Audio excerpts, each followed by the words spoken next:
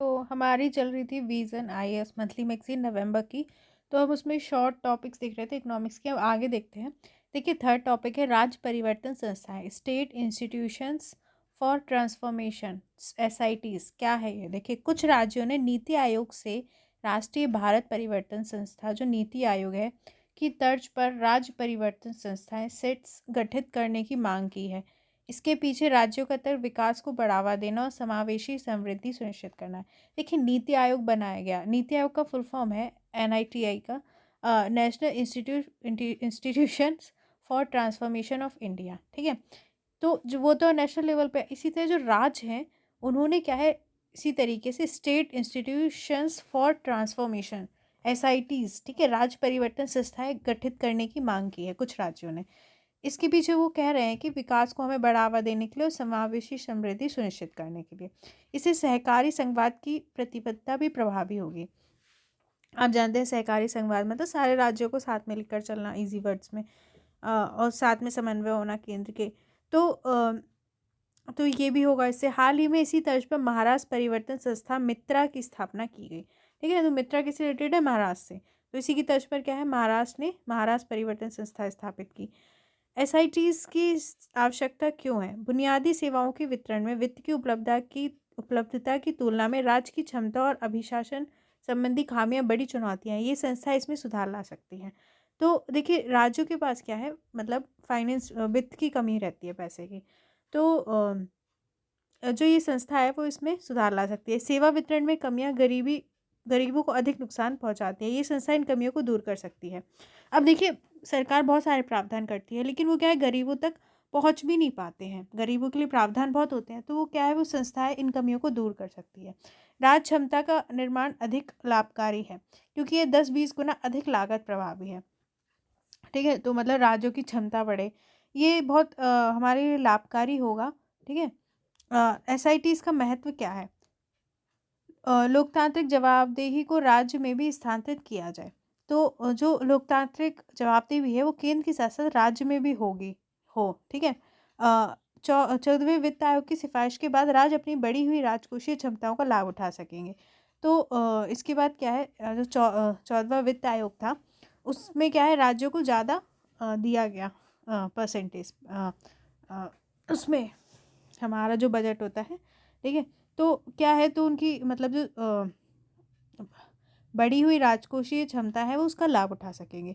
ये किसी नीति निर्माण के परीक्षण के लिए मूल्यवान प्रयोगशाला सिद्ध हो सकती है। तो देखिए क्या होगा, ये जो एसआईटीज़ हैं वो मतलब राज्यों की क्षमता बढ़ा सकते हैं मेनली, है ना। राज्यों की क्षमता निर्माण के लिए नीति आयोग की पहले। अब नीति आयोग की पहले क्या आती है, राज्य में क्षमता निर्माण के लिए अवसंरचना परियोजनाओं के लिए राज्यों को विकास समर्थन सेवाएं शुरू की गई। इसमें इससे अवसंरचना परियोजना का निरंतर वितरण सुनिश्चित किया जा सकेगा। तो देखिए, अवसंरचना बहुत ज़रूरी है, होनी चाहिए, है ना। तो अवसंरचना परियोजनाओं के लिए राज्यों को विकास समर्थन सेवाएं नीति आयोग ने शुरू की। व्यापक आर्थिक, वित्तीय और सामाजिक संकेतकों पर राज्यवार डेटाबेस बनाए रखने के लिए state finance and coordination vertical का गठन किया गया। तो मतलब राज्यों का क्या है, डेटाबेस हो कि व्यापक आर्थिक, वित्तीय और सामाजिक संकेतकों को। तो इसके लिए क्या है, state finance and coordination vertical का गठन किया। राज्य सहायता मिशन शुरू किया गया। ये राज्यों को विकास रणनीतियों को उत्प्रेरित करने के लिए अत्याधुनिक परियोजनाओं की शुरुआत करेगा। इसके लिए ये बहुविषयक इकोसिस्टम के रूप में कार्य करेगा। तो राज्य सहायता मिशन शुरू किया। ठीक है। तो ये एसआईटीज़ है, अगर पूछा जाए कि एसआईटीज़ कभी क्या है, तो ये नीति आयोग की तर्ज पर राज्यों की हैं। तो ये बेहतर काम के लिए मदद करेगी राज्यों को। ठीक है। चौथा टॉपिक है transport for all challenge stage 2। ये क्या है, ट्रांसपोर्ट फॉर ऑल चैलेंज आवास और शहरी कार्य मंत्रालय की एक पहल है। तो इम्पॉर्टेंट होता है किस मंत्रालय की है। तो देखिए, ट्रांसपोर्ट से ही समझ लीजिए, आवासन और शहरी कार्य मंत्रालय। इसका उद्देश्य नागरिकों की आवाजाही के अनुभव को बेहतर करना है। यह पहल डिजिटल नवाचार पर केंद्रित है, ताकि सभी नागरिकों की आवाजाही संबंधित आवश्यकताओं को बेहतर ढंग से पूरा किया जा सके। तो मतलब ये है कि जो नागरिक हैं, उनकी जो आवाजाही का अनुभव है ट्रांसपोर्ट का, वो बेहतर हो सके। ठीक है। तो ये डिजिटल नवाचार पे केंद्रित है।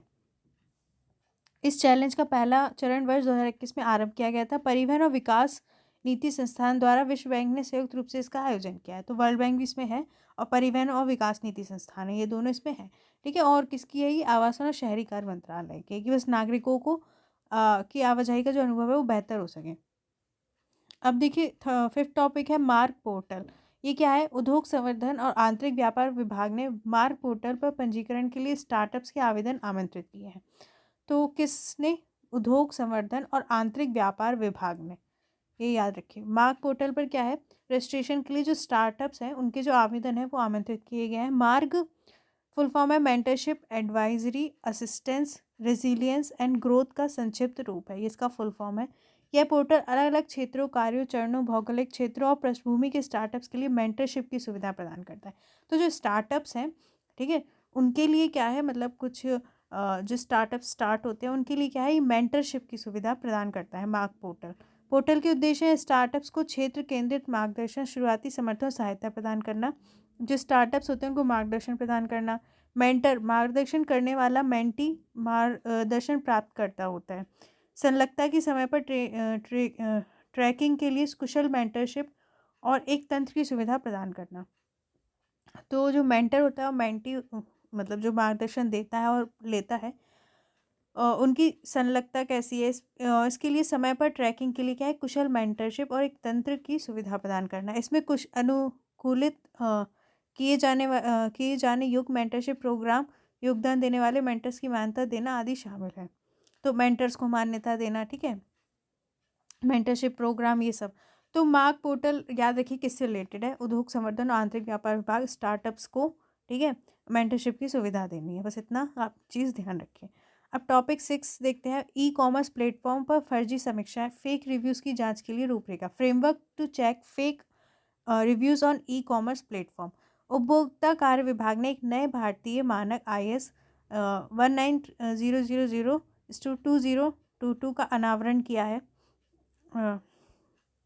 जो उपभोक्ता कार्य विभाग है उसने क्या है, एक नए भारतीय मानक का अनावरण किया है। इसे भारतीय मानक ब्यूरो BIS, ठीक है, ने बनाया है। तो ये एक नया ब्यूरो बनाया उपभोक्ता कार्य विभाग ने, ठीक है, मतलब इसका अनावरण किया है, इसे बनाया भारतीय मानक ब्यूरो ने। इसका उद्देश्य उत्पादों और सेवाओं की फर्जी और भ्रामक समीक्षाओं को रोकना है। तो ये क्या करेगा? जैसे मतलब जो भी उत्पाद होता है, सेवा होती है, उनकी जो भ्रामक समीक्षा होती है, फर्जी समीक्षा, मतलब कि कैसे हैं, उसको रोकना है। ये मानक शुरू में सभी ई कॉमर्स प्लेटफॉर्म द्वारा अनुपालन के लिए स्वैच्छिक होंगे। ये प्रत्येक उस ऑनलाइन प्लेटफॉर्म पर लागू होंगे जो उपभोक्ता समीक्षाएं प्रकाशित करता है। तो जो भी मतलब उपभोक्ता समीक्षाएं प्रकाशित करता है उन पर ये, उन प्लेटफॉर्म पे ये लागू होंगे। फर्जी और भ्रामक समीक्षाएं उपभोक्ता संरक्षण अधिनियम 2019 के तहत उपभोक्ता के अधिकार का उल्लंघन करती है। तो जो फर्जी और भ्रामक समीक्षाएं हैं वो क्या है?